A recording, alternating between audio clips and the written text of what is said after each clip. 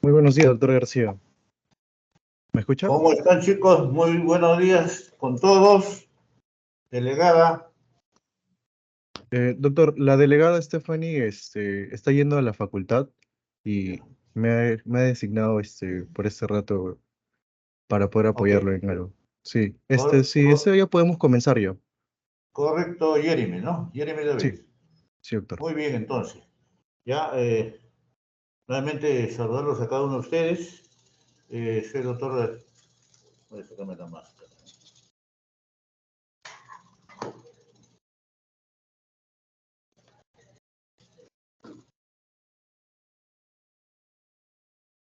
Mejor para que escuchen. ¿Me escucha, Jeremy? Sí, doctor, sí se le escucha bien. Correcto. Eh, ya empecemos entonces nuestra presentación del día de hoy. Me encargaron el tema de género bordetela, la cual va a tener una duración de media hora, ¿ya? Y posteriormente hacemos también el otro género de pasteurela, que tenemos que ver específicamente hemófilos influenza. ¿Correcto? Entonces, empezamos, ¿correcto? El género bordetela es muy importante porque en salud pública vamos a ver todavía casos de la tosferina, ¿no? O el coqueluche. Por lo tanto, yo creo que como futuros médicos del sistema sanitario, es necesario que conozcan ustedes sobre este tema de bordetela, ¿no? Especialmente lo que es la bordetela pertussis, ¿no?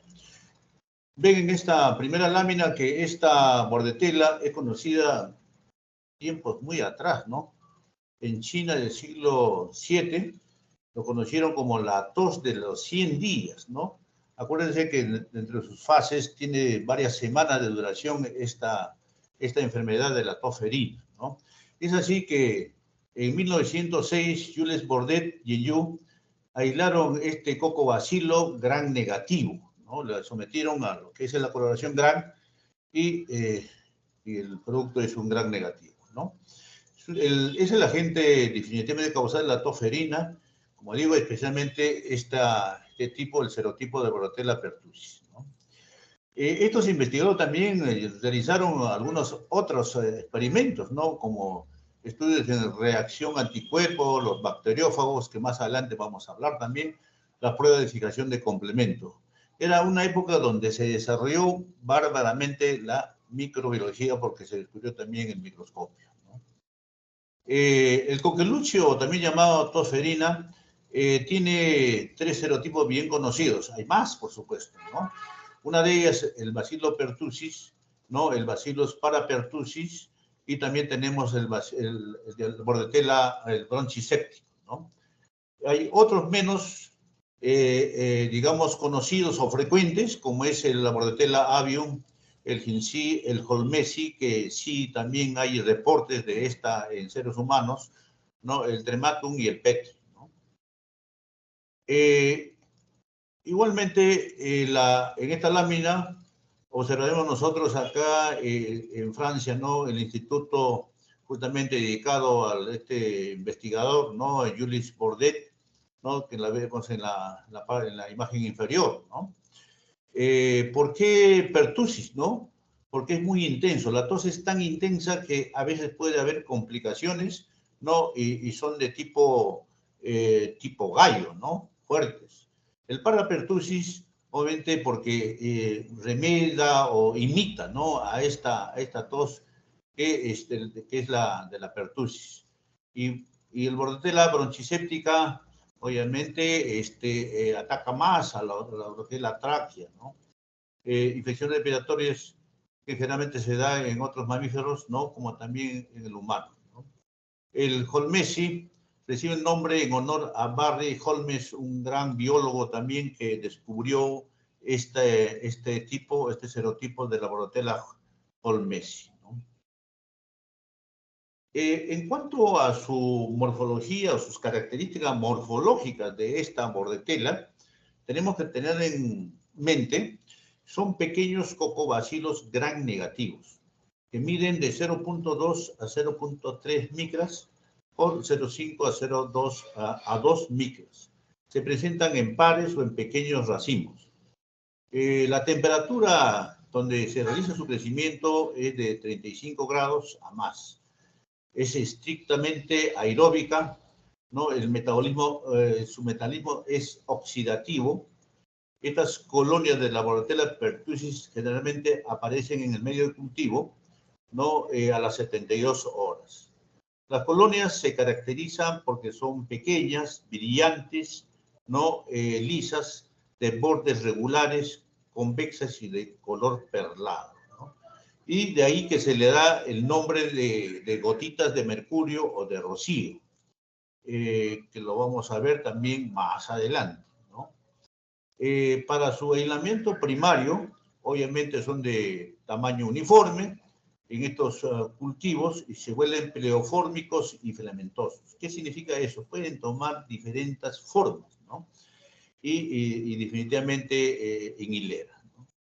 Existe también la tinción metacromática bipolar que puede ser demostrada con el azul de toluidina característico en la Bordetella. La única especie móvil del género Bordetella es el Bronchiceptes, que posee dos flagelos laterales. Es una característica de este tipo de Bordetella. Por otro lado, cuando nosotros realizamos el cultivo en el medio de Bordetella, tiene que tener estas características, que es sangre de carnero, obviamente la presencia de patata, generalmente proporcionan nitrógeno y algunas vitaminas, ¿no? Un digerido pancreático de caseína, digerido péptico de tejido animal, cloruro de sodio, el agar. Hay un antibiótico básicamente para inhibir todo lo que son los gram positivos. Glicerol es una fuente de carbono. La sangre de carnero desfibrinada proporciona factores de crecimiento complejos esenciales, ¿no? En esta diapositiva podemos ver nosotros en la, digamos, en la imagen de la izquierda, justamente un medio que también podemos hacer en el de Reagan-Lowell, ¿no? Es un medio especial para la Bordetella. Y en el lado derecho tenemos también el medio de agar de Yenju, ¿no? Medio de Bordetella, Yenju, que donde vemos nosotros justamente estas gotitas de rocío o de mercurio que podemos observar en esta imagen, ¿no? En esta otra imagen, acá lo vemos en el lado inferior izquierdo, ¿no? Donde está el cursor, colonias puntiformes, lisas, convexas, ¿no? Brillantes, casi transparentes, de aspecto perlado, ¿no? En el lado superior vemos una fotografía de este coco bacilo, ¿no? Que a veces se puede confundir con un Streptococcus pneumoniae, ¿no? Una microfotografía electrónica, ¿no? Igualmente, vamos a seguir viendo nosotros, ¿no? Perdón. Algunas otras características de este cultivo. En la imagen de la derecha inferior, donde está el cursor, claramente podemos ver nosotros esas gotitas de mercurio, ¿no? Características de la Bordetella, en este caso del género Bordetella, ¿no? ¿Qué se recomienda para realizar el cultivo de la Bordetella pertussis? Otro medio que es el agar de Reagan-Lowell, ¿no? Y también tenemos el medio de Bordetella, que su característica principal es que está enriquecido con ácidos grasos saturados y sangre, ¿no? Ojo que la sangre nos va a dar justamente esta nicotinamida y derivados sulfurados. Asimismo, una proteína, la cisteína, y con mayor importancia este factor 10 y el factor 5. Muy importante para el crecimiento justamente de la Bordetella en el medio de Bordetella. Estas colonias, ya dijimos, tienen un tamaño de la punta de un alfiler, como ven ustedes, ¿no? Nuevamente son lisas, convexas, brillantes, ¿no? No fermentadoras, pero pueden oxidar aminoácidos como fuente de energía. ¿Qué significa que no fermenta? A los carbohidratos como es la sacarosa, la glucosa, la maltosa, ¿no? Que en otras enterobacterias sí es son fermentadoras o lactosa positivas o negativas. Aquí vemos nosotros justamente esta característica de la especie de la pertussis, ¿no? Digamos, el tiempo justamente de este cultivo, la parapertussis y la bronchoséptica, ¿no? Vamos a tener mejores diapositivas en este caso. La identificación presuntiva se basa en una de la morfología de las colonias son inmóviles, ¿no? La única es, ojo, pregunta de examen, es la bronchoséptica, ¿no?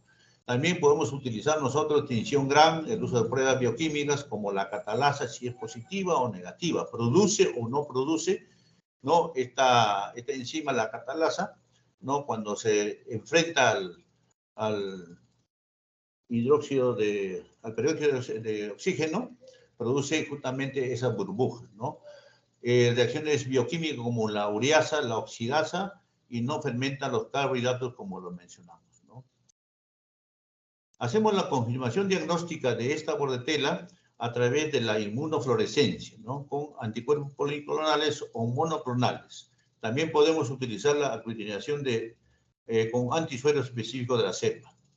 Asimismo, podemos hacer con IFD, ¿no? Inmunofluorescencia directa, es una técnica rápida de diagnóstico. Estas pruebas bioquímicas de la bordetela, justamente, vamos a ver acá, la bordetela pertussis, si le sometemos a la prueba de la oxidasa, va a ser positivo, ¿no? Ojo que en sangre no crece este bordetela pertussis que produce justamente la enfermedad de la toferina. Ureasa y la prueba bioquímica de nitrato son negativos. Vamos a ver nosotros que la bordetela parapertussis, la oxidasa es negativo, la ureasa es positivo y el nitrato es negativo. Y mientras que la bronchoséptica, ante la prueba de oxidasa es positiva y la ureasa también positiva y el nitrato positivo. Manera de diferenciar justamente estos serotipos, ¿no? Sometiéndolo a las pruebas bioquímicas. Acuérdense que en agar sangre los dos últimos no crecen. Sí crecen, ¿no? Y solamente la bordetela pertussis no crece. Por lo tanto, tenemos que utilizar justamente este medio de cultivo de Bordet-Genju o de Rivan-Lowe, ¿no? Podemos detectar molecularmente también así a través de los genes, ¿no? Del ADN, ¿no? Definitivamente hay una secuenciación de inserción altamente repetida en esta cadena IC481, ¿no? Asimismo, el gen del adenililato ciclasa y parte del gen de una proteína. Todo esto, obviamente, a través de esta reacción en cadena de la polimerasa, que últimamente está muy de moda, es rápida, sensible y específica, ¿no?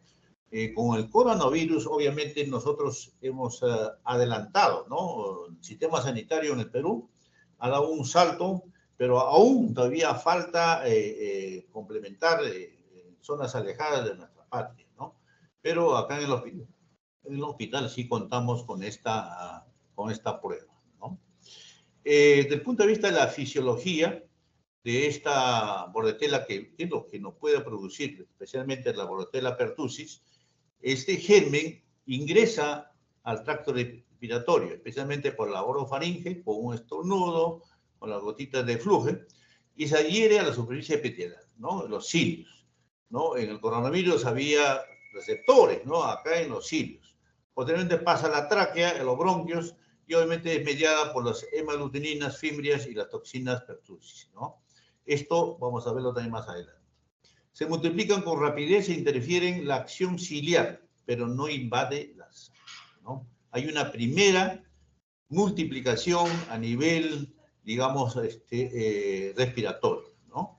Produce toxinas y sustancias que irritan las células superficiales, especialmente la citotoxina traqueal, la toxina dermonecrótica, produciendo tos y linfocitos. La clínica de estas toxinas va a ser que la tos y lo que es en el hemograma, la linfocitosis, ¿no?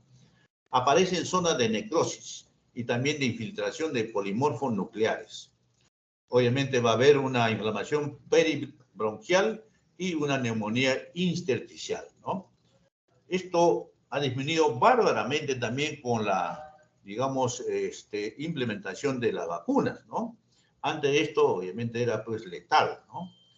Los bronquios pequeños se obstruyen de moco y producen atelectasia, complicación justamente de una neumonía y de la disminución del oxígeno, por lo tanto, la saturación del paciente está disminuida, ¿no? La toxina pertussis y adenilato ciclasa son capaces de inhibir las células fagocíticas, vale decir, los inhibe, los neutraliza. Y por eso que a veces, obviamente, van a desarrollar la enfermedad, ¿no? Aquí vemos nosotros las etapas justamente de la patogenia, ¿no? Esta patogenia, primera etapa es la fijación, segunda la evasión de la defensa del huésped, ¿no? A través de esas toxinas, a través de esas fimbrias, a través de esas determinantes antigénicos, ¿no? Hay un daño local que estuvimos mencionando anteriormente y, por supuesto, si no se acude, no se corta la enfermedad, no se neutraliza, va a presentar la enfermedad sistémica, ¿no? Esta toxina es la que ingresa al torrente sanguíneo y produce los efectos locales y sistémicos definitivamente, ¿no? Después de la inhalación de estas gotitas que vienen con la bordetela, obviamente participan, como ven ustedes ya, todos estos determinantes antigénicos, como es la toxina, ¿no? Las proteínas de señora KDA. Hay presencia de leves síntomas iniciales, ¿no? Como una gripa, rinitis, tos, estornudos y a veces conjuntivitis, son causados por la proliferación local del microorganismo. Como en toda infección, ¿no? Que sucede primero una primera multiplicación, ¿no? Luego hay una disminución de la actividad ciliar, ¿no? Porque bloquea, conduciría a una deficiencia de depuración de secreciones y bacterias. Tenemos nosotros, por ejemplo, los pacientes con síndrome de Down, ¿no? Estos pacientes con síndrome de Down tienen el defecto de los cilios, ¿no? Que es un mecanismo de defensa a nivel bronquial que elimina justamente estas secreciones, ¿no?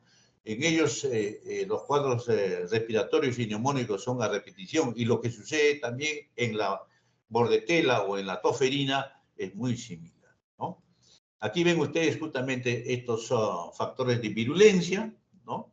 Como ven, las fimbrias, los aglutinógenos, también tenemos nosotros la hemaglutinina filamentosa, la peptacnina, la citotoxina traqueal, la toxina dermonecrótica, el adenilato ciclasa y la toxina pertussis, ¿no? Que intervienen justamente en la patogenia de esta patología, ¿no?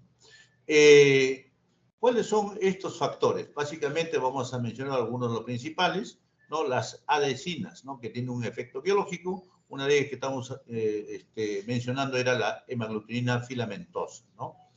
¿Qué hace? Se une a los glicolipídicos sulfatados de la membrana de las células ciliadas, se une al CR3 en la superficie del leucocito polimorfo nuclear y inicia la fagocitosis, ¿no? En la peptactina, PK69, igualmente que la hemaglutinina filamentosa. Esto es muy importante, la toxina pertussis, ¿no?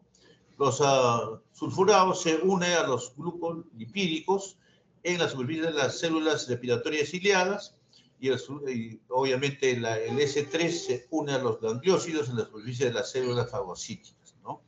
Las fimbrias también tienen su acción, ¿no? En las células de los mamíferos, no se conoce su papel, aunque estimulen la inmunidad humoral. Y aquí muchas de las vacunas son obtenidas a través de las fimbrias y tenemos obviamente las defensas o la prevención a través de las vacunas, ¿no?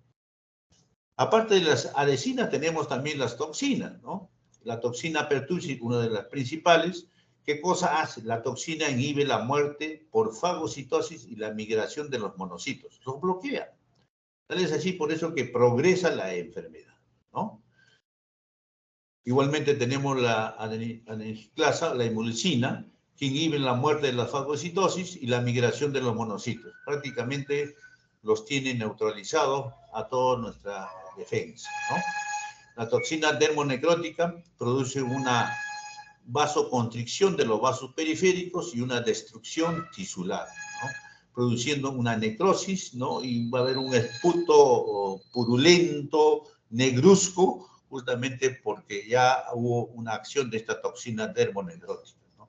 Igualmente, la citotoxina traqueal impide la generación de las células dañadas y mata a las células respiratorias ciliadas. Entonces, como ven, dentro de la patogenia sucede una serie de eventos que van neutralizando la defensa de la inmunidad del paciente, ¿no? Los lipopolisacáridos igualmente, ¿no?, activa la vía alternativa del complemento y estimula la liberación de la citoquina. En esta lámina hacemos un resumen, ¿no? Esos factores virulentos de la Bordetella pertussis, ¿no?, donde vamos a ver nosotros las moléculas que hacen adherencias, vale decir, las adhesinas, ¿no? Ya dijimos la hemaglutinina filamentosa, la pertactina, la toxina de toferina, las fimbrias y el factor de colonización traqueal. Las toxinas que acabamos de mencionar, básicamente la importante, la citotoxina traqueal, la toxina de la toferina, la toxina de la ninotociclasa y también tenemos la dermonecrótica, ¿no? Factores que también interfieren en la función fagocítica, tenemos la toxina de la adenilatociclasa y la toxina de la toferina.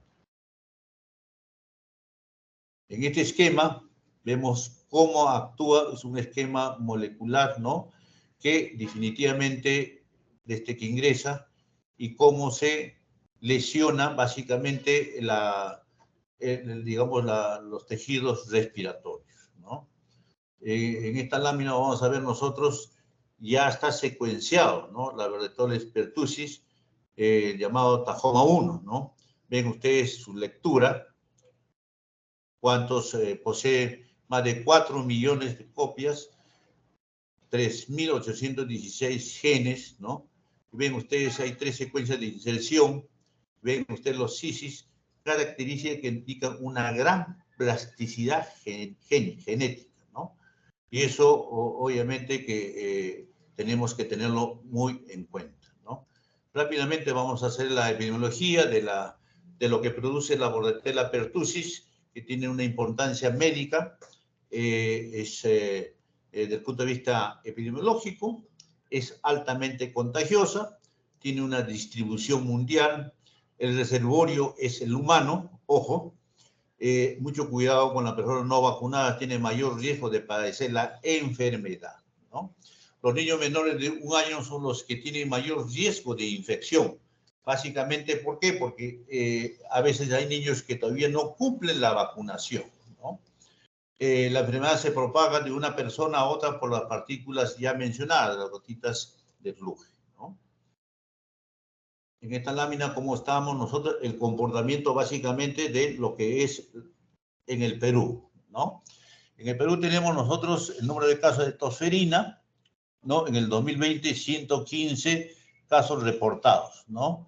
Y la incidencia por 100.000 habitantes es bastante bajo, está controlado, 0 defunciones en el 2020, ¿no? Esto es gracias, obviamente, a la tasa de vacunación. Pero acuérdense que apareció también el coronavirus y obviamente se bajó la guardia en cuanto a la vacunación. Recién este año, finales del año 22, se empezó a tomar nuevamente bastante énfasis en lo que es las coberturas de la vacunación, ¿no?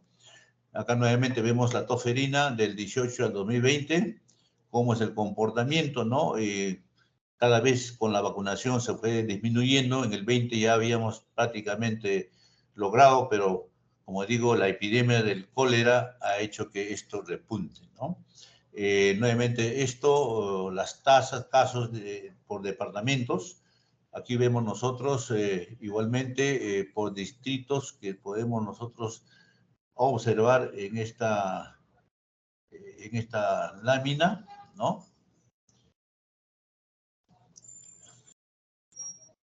En los casos de toferina acumulados, ¿no? El 94.78 de los casos se reportan en el grupo de edad de 0 a 11 años, ¿no? Esos 104 casos en ese grupo etario. La tasa de incidencia acumulada fue alta en el grupo de 0 a 11 años, definitivamente, ¿no? Aquí vamos a ver nosotros ahora un poco más de la clínica, ¿no? La clínica de esta enfermedad de la Bordetella pertussis, ¿no? Que esto sí deben conocerlo. La duración ¿no? Los síntomas y el cultivo bacteriano, muy importante. Tenemos las 4 fases o etapas, una etapa de incubación que dura de 7 a 10 días, no hay síntomas en esta etapa de incubación, ¿no?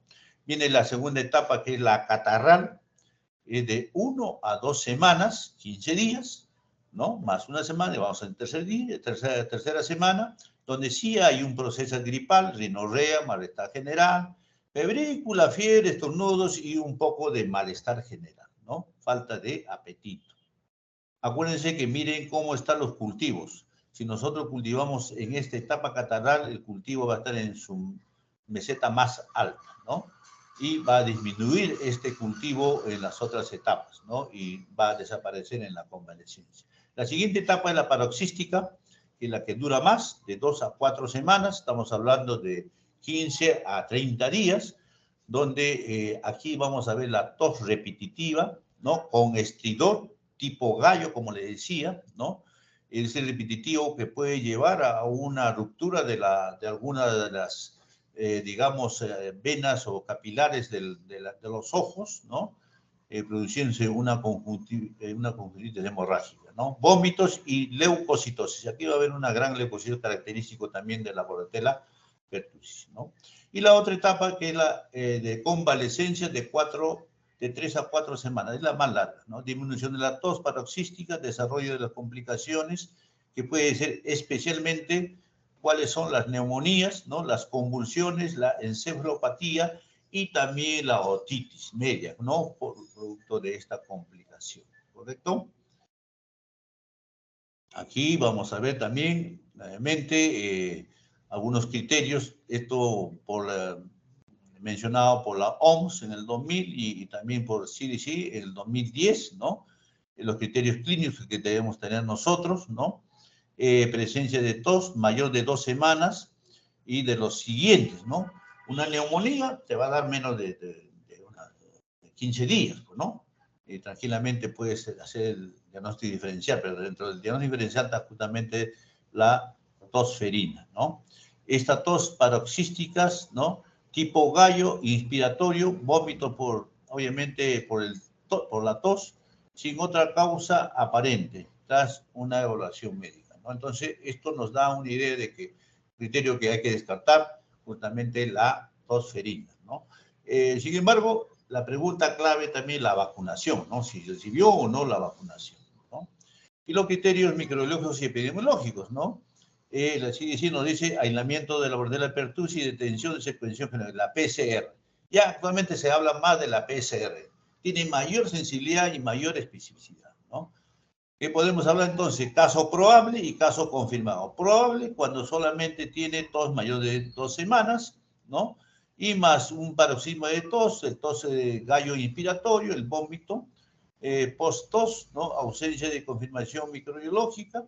Y cuando hablamos confirmado, obviamente, aparte de todo lo que hemos mencionado, ¿no? Va a haber justamente el PCR positivo, ¿no? Para Bordetella pertussis.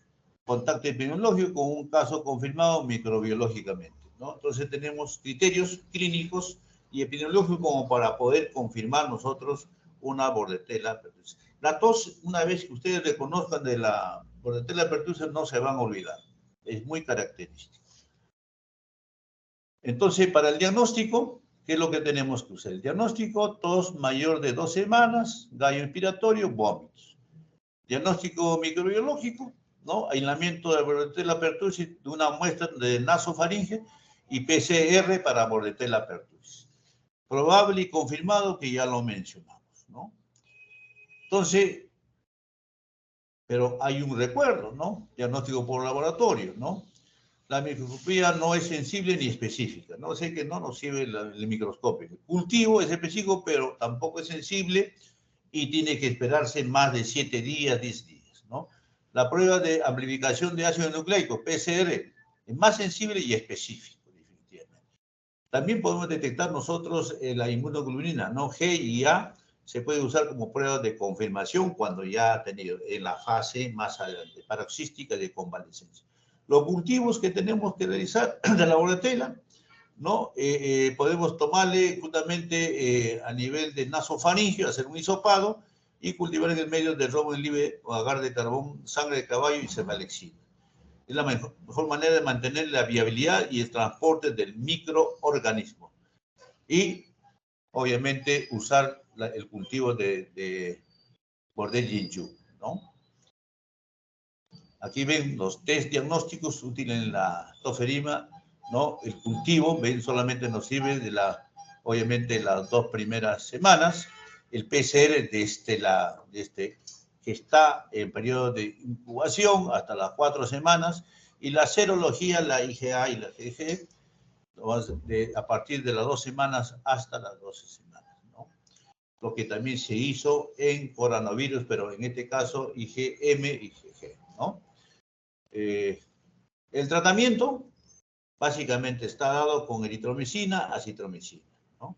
Tenemos los medios alternativos, no olvidarse, ¿no? Lo que obviamente es la hidratación, ¿no? Paciente que está tosiendo, está con fiebre, es necesario hidratarlo. Mientras tengan ustedes la vía oral permeable, la mejor vía es la oral.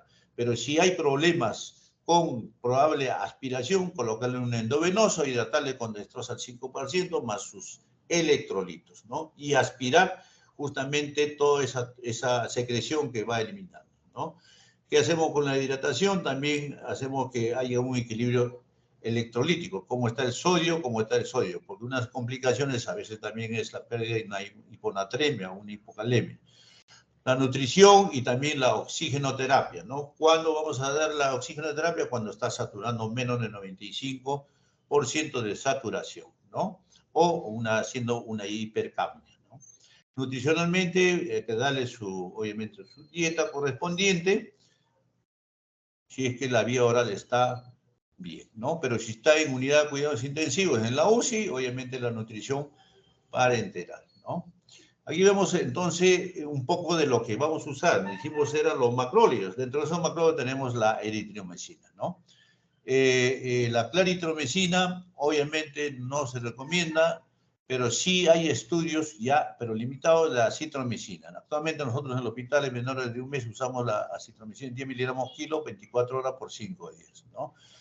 Y de acuerdo a la edad, de 1 a 5 meses, igualmente podemos usar ya aquí eritromicina, ojo, podemos usar claritromicina y acitromicina, ¿no? Aquí, obviamente, no se puede usar estas dos porque, obviamente, puede producir problemas de ligando, de adherencias con la bilirrubina y la proteína y producirse la ictericia, ¿no? Aquí vamos a ver nosotros de 6 meses a 14 años, tranquilamente podemos darle 40, 50 miligramos por kilo día de la eritromicina, pero en 6 dosis, ¿no? La claritromicina le damos 2 veces al día, ¿no? Cada 12 horas. El más práctico es una sola vez al día, la acitromicina. 10 miligramos por kilo, máximo 500 miligramos por día. Y luego le vamos bajando al segundo al quinto día, 5 miligramos por kilo día, máximo 250 miligramos, ¿no? De esta manera también estamos cuidando, obviamente, los efectos adversos de todos los medicamentos, ¿no? En adultos podemos usar tanto la eritromicina, la claritromicina y la acitromicina. En el mercado hay diversas, digamos, que te digo, productos, ¿no? Que tienen estas moléculas, tanto la eritromicina, la claritromicina y la acitromicina. ¿Qué complicaciones podemos dar nosotros en lo que es la Bordetella pertussis, la coqueluche, ¿no? Como mencionamos, otitis media. ¿Por qué? Porque la Bordetella migra, ¿no? Las atelectasias en una neumonía también se puede ser presente. Puede haber enfisema, neumotórax, una cosa más complicada, más seria. Deshidratación, alcalosis metabólica, para eso se hace un AGA, para saber cómo está el pH sanguíneo, tanto en arteria como en vena. Hemorragias, convulsiones, encefalopatía, neumonías y coma, muerte, ¿no? Coma y muerte. Entonces hay que tener muy en cuenta eso, ¿no? Aquí vamos a ver nosotros, por ejemplo, una de las complicaciones, ¿no? Con una toferina, ¿no? Este pacientito, ¿no? Obviamente, ¿cómo está, no? En mal estado, ¿no? Vemos que hay obviamente un efisema subcutáneo en este pacientito, mira, morenito, ojo, donde está la flecha, ¿no? Obviamente ha hecho una fístula y obviamente eso es ahí, ¿no? Para que vean, también se puede morder la lengua, ¿no? Estos pequeñitos. Puede haber hemorragias periorbitarias y subconjuntivales, periorbitales, ¿ven? Paciente con tos, ferida. ¿Ah? ¿Cómo hacemos la prevención? La prevención básicamente a través de las vacunas. Para eso tenemos nosotros las toxoides, vacunas monovalentes, ¿no? Conjugadas y también acá tenemos las inactivadas, cada uno con sus características, ¿no?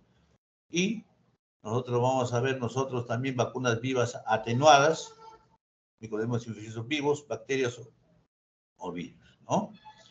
Pero la vacunación segura, generalmente vamos a hacer con el cumplimiento de un conjunto de procedimientos estandarizados que hace justamente el SAVI, ¿no? Tanto desde la producción de la vacuna, el transporte, el almacenamiento y la conservación, distribución, manipulación, reconstitución y administración. Inyección segura. Eliminación, obviamente, que también es lo que se llama la bioseguridad. Hay unos tachos especiales para eso, ¿no? Y la vigilancia epidemiológica e investigación de ESAVI. Esto es lo que se aspira con todas las, obviamente, vacunas que tenemos nosotros en el mercado, ¿no? Entonces, vamos a tener nosotros acá justamente la vacuna combinada pentavalente, donde está justamente la difteria, la pertusis, ¿no? Y el tétano, ¿no? En esta pertusis, ¿no? Donde está justamente la bordetella pertusis, ¿no? Entonces, vacuna combinada, ¿no? ¿Por qué? Porque tenemos la bordetella pertusis, toxoide diftérico y el tetánico. Además, en esta pentavalente va a estar el antígeno de superficie del virus hepatitis B y también el polisacárido conjugado del Haemophilus influenza tipo B, que nos puede producir cierto daño a los seres humanos. Entonces, muy importante esta vacuna combinada, que en el esquema vacunatorio del país lo tenemos como una vacuna combinada pentavalente, ¿correcto? Esta vacuna pentavalente, ven acá ustedes, ¿no? Su composición, su administración, sus reacciones adversas locales, ¿no? Y cómo debe ser la conservación. Sin embargo, ven acá un investigador, Donoso, vio acá a Cogeluche en menores de 6 años, donde realizó un estudio en este hospital de Padre Hurtado, en 99 a 2000 en Chile, ¿no? Donde concluye, mire, donde concluye que el coqueluche en este grupo etario puede ser fatal. Su presentación es atípica, por supuesto, porque con la vacuna ya va a ser atípico, ¿no? En el contexto del coqueluche, la presencia de taquicardia inexplicada, tenemos que pensar en coqueluche. Hiperleucocitosis, coqueluche. Dificultad respiratoria progresiva debe plantearse el desarrollo de una hipertensión pulmonar y objetivar el precoz inicio de tratamiento disponible. Unidad de cuidado intensivos. Por lo tanto, ¿podemos llegar a unidad de cuidado intensivos con coqueluche? Sí podemos llegar. Entonces tenemos que estar preparados, señores alumnos. Muy bien, hasta aquí. Coqueluche, ¿alguna pregunta?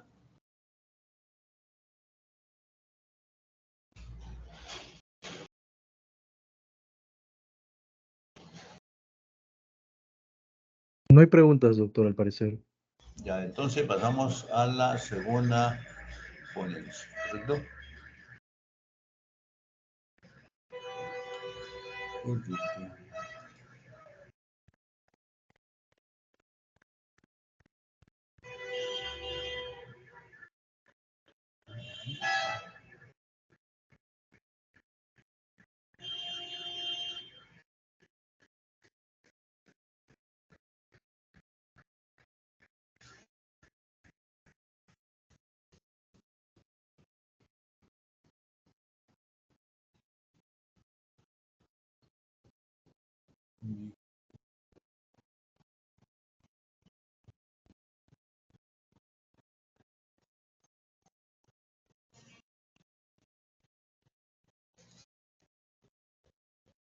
un rato, mis queridos alumnos.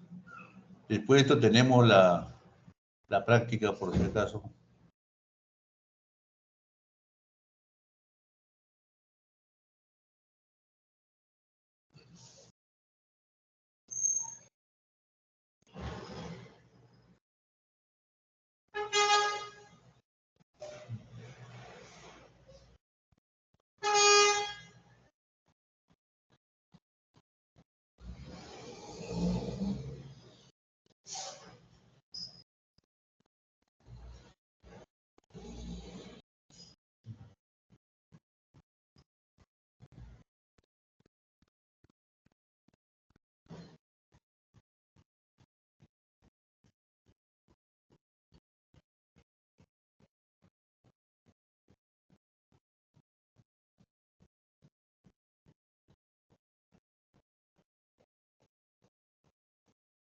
Bien.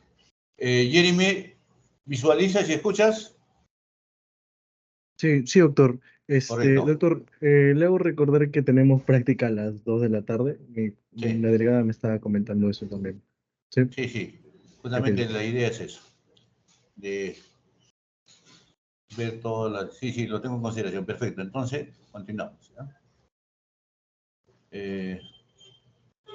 Vamos a ver entonces acá este otro grupo de bacterias importantes dentro de lo que es la microbiología es el género Pasteurella, ¿no? Y dentro de este género Pasteurella, el que nos va a ayudar a ver bastante es la Haemophilus influenza, aparte del Pasteurella multicida que también está, ¿no? Para esto vamos a ver un poco de la taxonomía, ¿no? Vamos a ver nosotros que un dominio de bacteria, un filo de protobacteria, llegando a la familia de Pasteurelliaceae, el género Pasteurella, y una de esta especie que vamos a ver es la Pasteurella multicida, ¿correcto?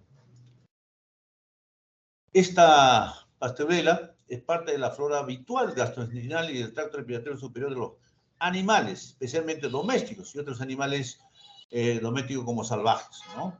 Entonces, mucho cuidado cuando uno tiene, pues, digamos, una mascota, ¿no? Es una enfermedad zoonótica para el hombre, sin embargo, son raras. Puede darse, como vamos a ver más adelante. Se describe infección del tejido blando y heridas superficiales. Vamos a verlo. Infección de las vías respiratorias superiores e inferiores como neumonía, artritis, osteomielitis, endocarditis y meningitis, ¿no? Infecciones intraabdominales, ¿no? Por Pasteurella spp.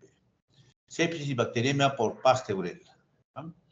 Entonces, veamos entonces la morfología de esta Pasteurella, ¿no?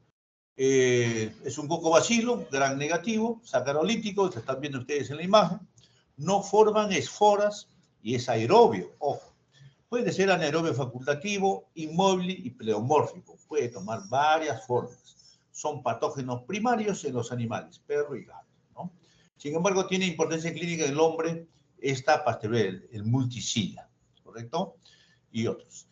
Especialmente pacientes adultos con enfermedades subyacentes o factores inmunocomprometidos, diabético, uno que tiene fibrosis quística, etcétera, ¿no? Las especies más conocidas y frecuentes, la Pasteurella multicida, la subespecie séptica, el canis, el stomatis, el dagmatis y el haemolytica, ¿no? Entonces son algunas de las especies de esta Pasteurella, ¿no? Crece en agar sangre, chocolate y también en Mullies Hampton, ¿no? En agar sangre crece formando colonias grises de 1 a 2 milímetros de diámetro, color gris, azulado, no hemolíticas, ¿no? Ojo, da reacciones de oxidasa y catalasas positivas, ¿ya? En tinción gran, tienen forma cocoide, bacilos cortos o filamentosos, pueden aparecer agrupados o en parejas de cadenas cortas, ¿correcto? En tinción gran. Podemos hacer todas las pruebas en el laboratorio, definitivamente, con este tipo de bacterias, ¿no? Aplicamos la prueba de bioquímicas, como es la hidrólisis de urea, la descarboxilación de ornitina, la acidificación de la maltosa y la sacarosa, ¿ok? Ahí vamos a ver nosotros una de esas pruebas, justamente lo tienen ustedes ahí, donde esta prueba, esta Pasteurella multicida, ¿no? al indol es positivo, a la prueba de la ornitina es positivo, a esta hidrato de carbono como es la silosa y obviamente es diferenciado y el manitol también es positivo, ¿no? ¿Ok? Sigamos. Reducen los nitratos y nitritos, ¿no? Esto es muy importante también, ¿no? ¿Por qué? Porque muchas de las bacterias son reductores. Dentro del metabolismo bacteriano que hoy día en la práctica vamos a conversar, reducen, ¿no? De nitrato a nitritos, ¿no? Y dentro de eso, uno cuando tiene una tira reactiva de orina, puede detectar incluso la Escherichia coli, ¿no? Cuando te dicen hay nitritos positivos, ¿no? ¿Por qué? Porque te están diciendo indirectamente que hay una Escherichia coli dentro de esa orina, y directamente te diciendo que tiene una infección urinaria, ¿no?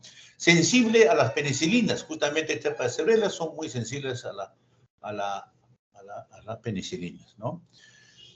Ok, también identificación de las subespecies se basa en la producción de ácido a partir del sorbitol y del dulcitol. Desde el punto de vista epidemiológico, vamos a ver nosotros que esta Pasteurella multicida, ¿no? Coloniza el tracto gastrointestinal y también respiratorio, ¿no?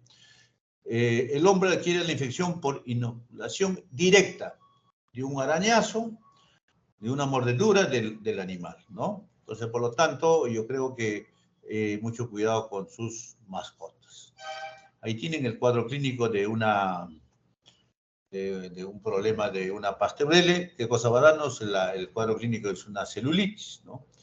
Generalmente por una mordedura de un gato, de un perro y otro animal. El gato también te puede dar la enfermedad del arañazo del gato, ¿no? ¿Por qué? Porque es producto de otra bacteria. En este caso estamos hablando, ¿no? De la Hanseland, ¿no? De la Hanseland. Aparece en 24 a 48 horas de la mordedura. Inicia con hinchazón, eritema, dolor, secreción serosa, sanguinolenta y a veces purulenta. Como ven ustedes ahí en la foto, ¿no? Una lesión eritematosa, hay un compromiso, un edema, dolor, rubor y asociado a una linfoadenopatía regional, ¿no? Crecimiento justamente del, digamos, de los ganglios regionales, ¿no? Por supuesto que han estudiado, sí han estudiado a esta Pasteurella, ¿no? SP. Donde en Valencia, ¿no? Donde van a ver, han aislado de la pus muestras de origen, ¿no? Como puede ser de una neumonía, muestras de origen abdominal, ¿no? Han hecho hemocultivos en sangre y han detectado justamente esta Pasteurella multicida, ¿no? Tejidos blandos. Asimismo, también han aislado Pasteurella, ¿no? En cuanto a la prevalencia, ¿no? Van a ver ustedes acá, por ejemplo, Pasteurella multicida, número de aislamiento 21, ¿no? La neutrópica 2, la uriai 1 y la Pasteurella SPP 7. Entonces, que sí hay. Lo que pasa es que como es sensible a la penicilina, ¿no? Muchos de los pacientes ¿qué le dan? Le dan su amoxicilina, le dan su cefalexina, o tal vez le dan su cefuroxima, y chao, curado, porque es sensible a la penicilina, ¿no? Puede haber complicaciones. Esta Pasteurella sí, ¿no? Puede dar la tenosinovitis, atitis séptica, osteomielitis, neumonía por Pasteurella multicida, ¿no? El método de diagnóstico, básicamente por su crecimiento en el medio cultivo, por pruebas bioquímicas, como hemos mencionado, ¿no? La prueba de la ornitina, la ureasa también. Tratamiento, ya mencionamos. Penicilina, ampicilina, amoxicilina, cefalosporina, macrólidos, ¿no? Como una alternativa cuando son definitivamente resistentes o alérgicos a la penicilina. Ven acá, la penicilina G actúa muy bien, ¿no? Muy bien. Microscópicamente vamos a ver de esta manera nosotros, ¿no? Digamos, ¿no?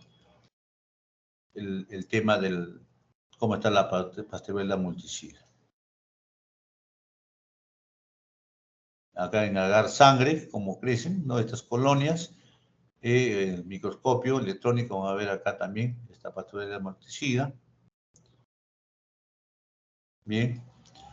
Veamos entonces ahora el género Haemophilus, ¿no? Este género Haemophilus que es también muy importante para la importancia médica, porque sí vamos a tener casos de otitis, de neumonías, etcétera, por hemófilos, ¿no?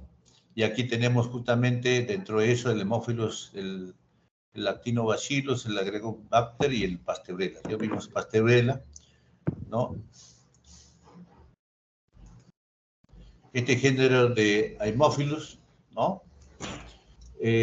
Vamos a tener especies como la Haemophilus influenza, está asociada a infecciones pediátricas, especialmente, como les menciono, a neumonías por Haemophilus, y la otra es el Streptococcus pneumoniae, y también otitis, ¿no? Media por Haemophilus, ¿no? El parainfluenza está en la nasofaringe, se encuentra en endocarditis, uso de prótesis valvulares, está parainfluenza.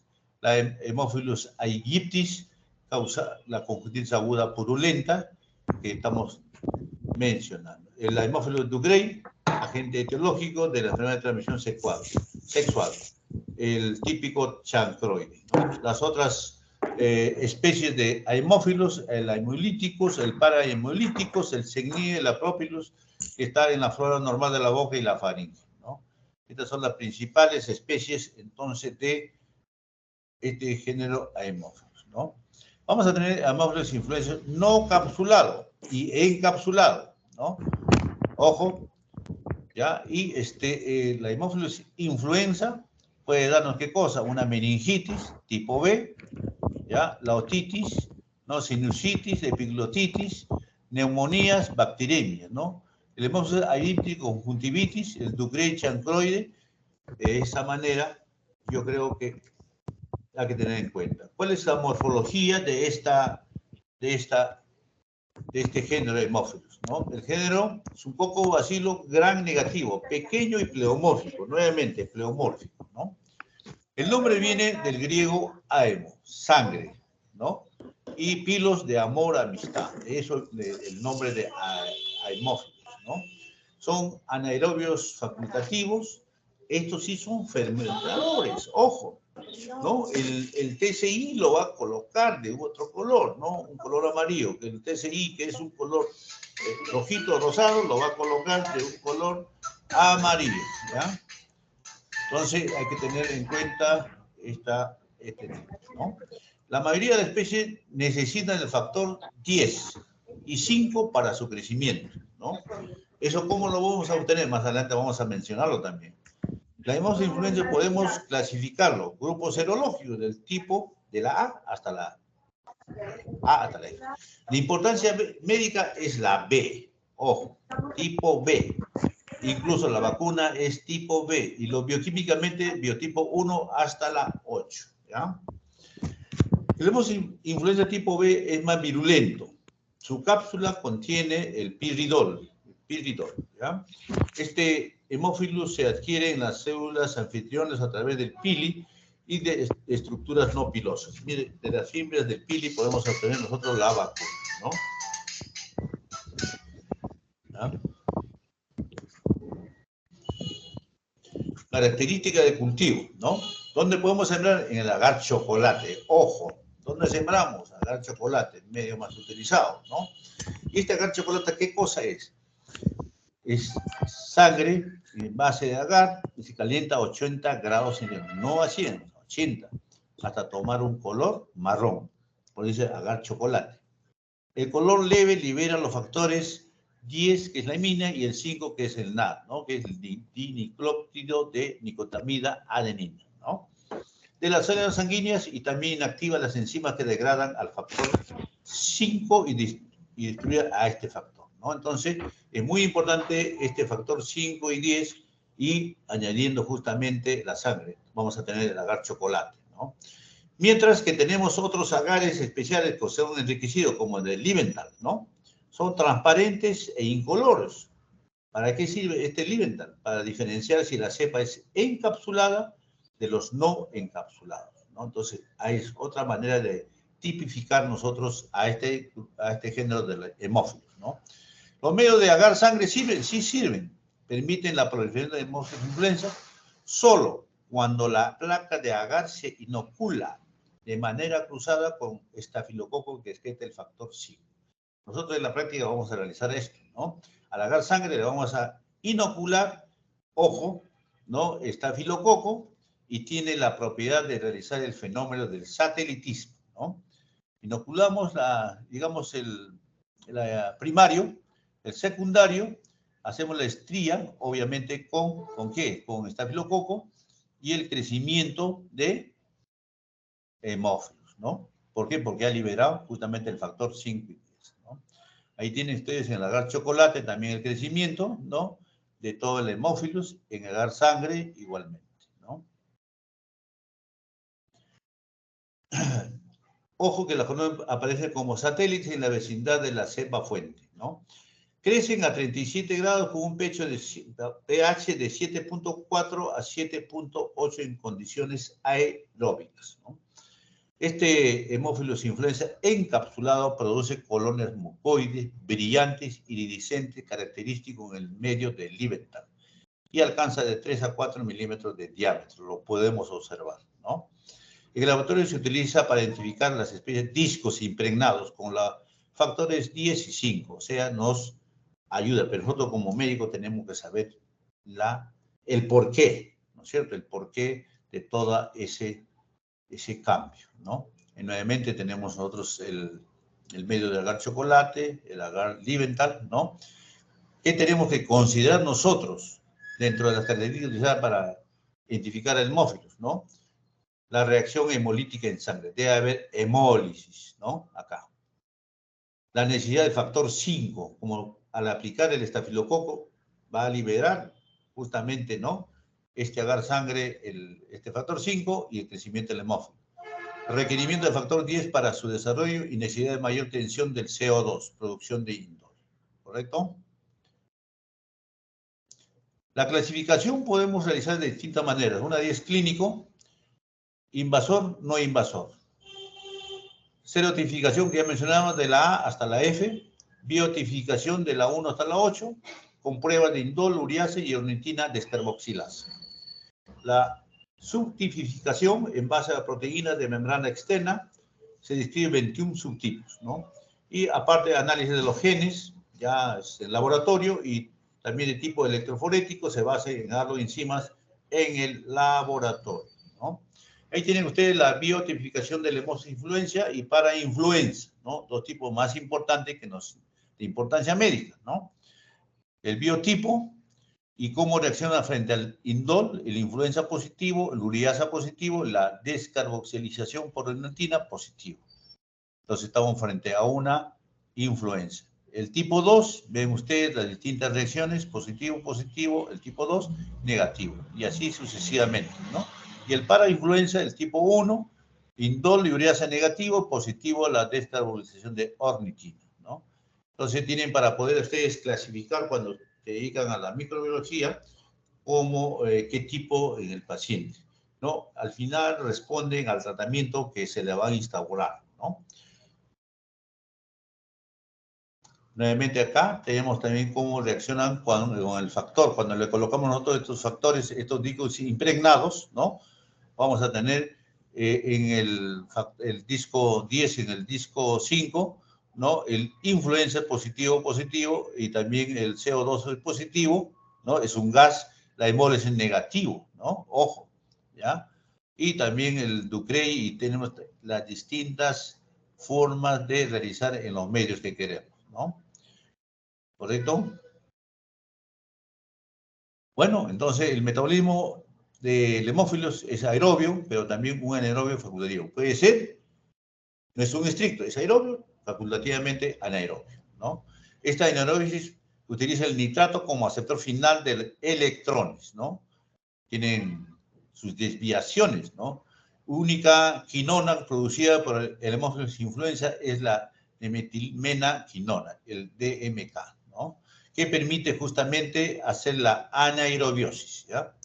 Hemófilo, por eso que tiene el anaerobio facultativo. La posición del DMK le permite al hemófilo influenza producir energía tanto en fosforilización a nivel del sustrato como por fosforilización oxidativa, tanto aerobio como anaerobio, ¿correcto? Tenemos también determinantes de la patogenicidad, ¿no? Antígenos, la cápsula, como mencionado, ¿no? Es un polisacárido seriotípico antigénico de la A a la B, el tipo B, el que nos interesa, es un polímero, ¿no? Que generalmente da la virulencia de las cepas capsuladas, ¿no? En la enfermedad invasora. También tenemos antígenos somáticos, ¿no? La envoltura celular, la hemófilis celular consiste en una membrana externa y otra interna que contiene antígenos proteicos y lipopolisacáridos, los famosos LOS, ¿no? Y otros factores de virulencia, vamos a nombrarles, como son las proteasas, ¿no? Como son las adhesinas de la hemófilis influenza, ¿no? Ahí tenemos una fotografía intracelular, ojo.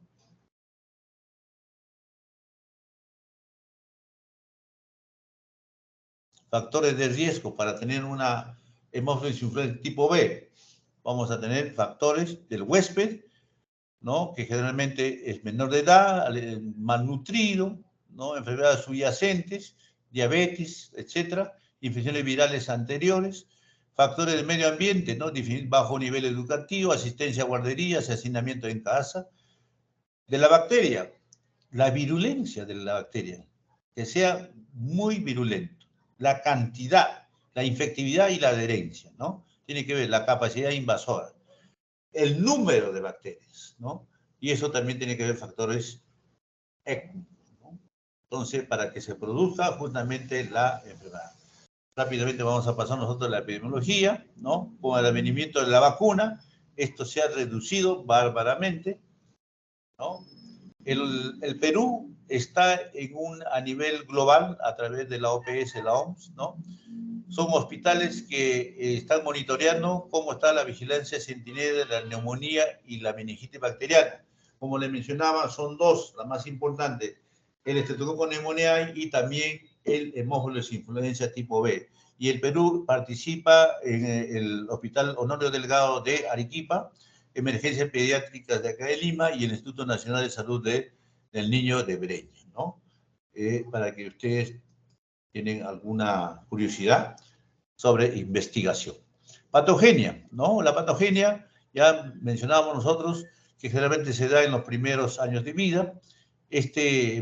Influenza encapsulado tipo B aparece en forma infrecuente. Sin embargo, la enfermedad en niños no vacunados puede dar meningitis, epiliotitis, celulitis, ¿no? Entonces preguntar, porque hay sectas que no quieren que se vacunen, ¿no? O que se les traigan sangre. Entonces por ahí todavía tenemos casos de hemófilos influenza, ¿no? Los pilis y las adhesinas, los determinantes antigénicos, intervienen en la colonización de la mucofaringe por hemófilos influenza. Definitivamente, se adhieren, ¿no?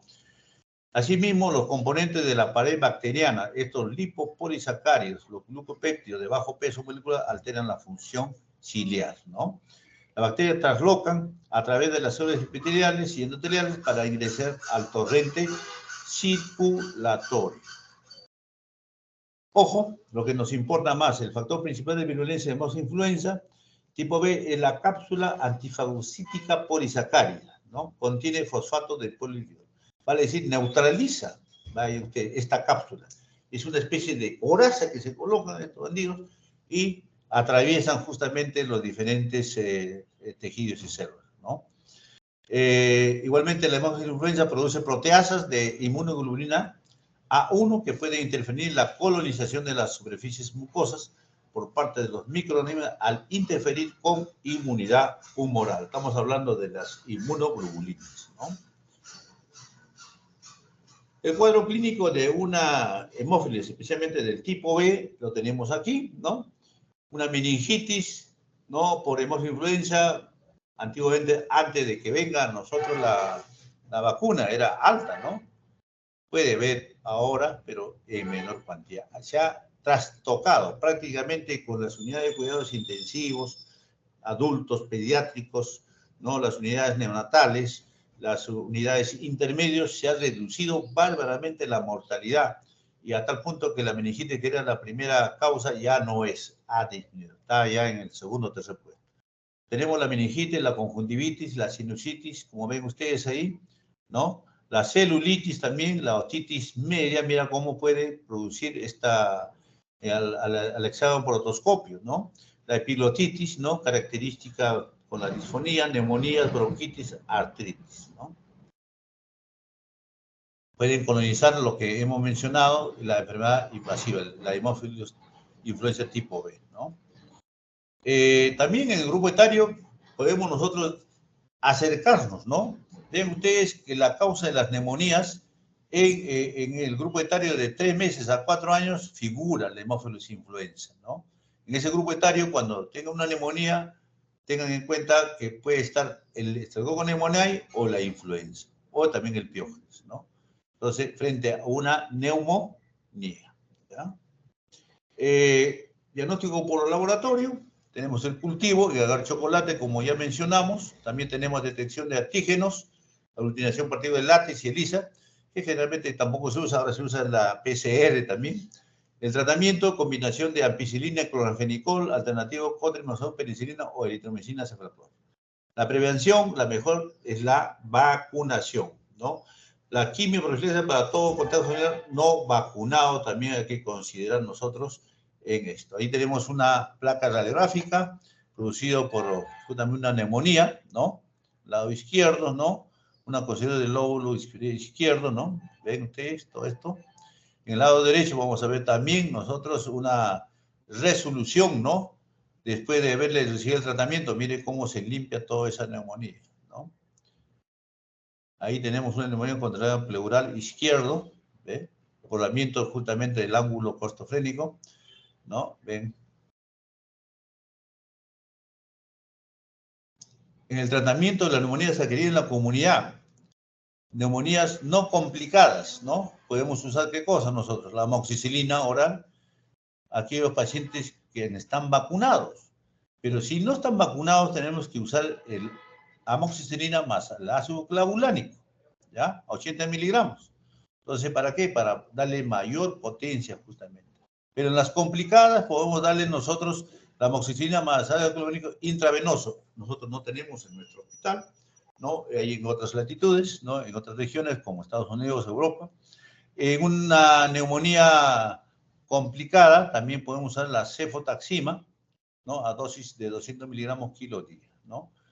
También podemos usar la ceftriaxona, sí, podemos usar la ceftriaxona a dosis de 100 miligramos kilo día, ¿no? Y combinaciones de acuerdo. La vacuna, ahí tienen ustedes, ¿no? Esta característica de la vacuna, es una vacuna conjugada, inactivada, que ya mencionamos nosotros, ¿no? Tiene el HIV, ¿no? La vacuna del HIV, viene en frascos de 0.5 en líquida, se prepara, se aplica, tiene que estar bien conservado, ¿no? De +2 a, el frigidaire tiene que ser -2 a +8 grados centígrados. La vía de administración es intramuscular. Puede haber reacciones locales, sí.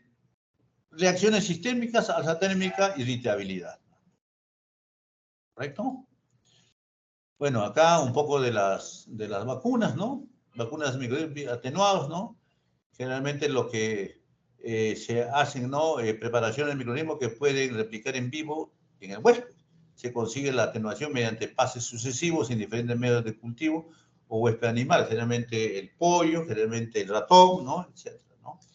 Vacunas de microorganismos muertos inactivados son bien tolerados, menos reacciones adversas que las vivas, más seguras y de más producción, ¿no? Por supuesto, ¿no? Están inactivados. Ojo que también hay vacunas de células enteras, ¿no? Como son para la gripe, para la hepatitis, para la pertussis, vacunas anatoxinas o toxoides también.